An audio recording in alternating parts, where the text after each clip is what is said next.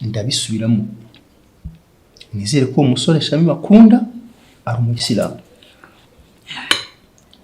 Iki cyose ko nibagiye kukimubaza. Ni iki kintu cyambere ko mugikora mubajije.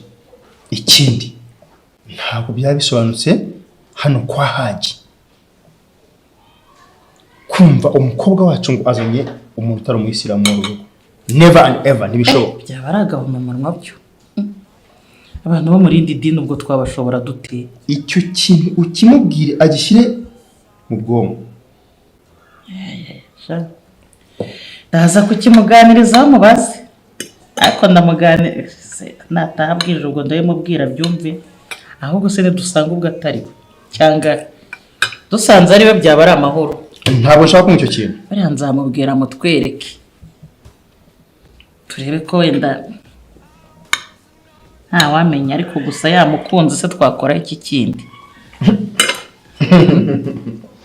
Okay. Tutazabangamira urukundo rw'umwana wacu. Uko natwe ntawugeza tubangamira. Ibyo nibyo wivugira. Hano ni kwa Haji, ashahe cyangwa kwa Imam. Icyo nuko cyanzu. Ibindi bizaho inyuma sitaki kusikiriza.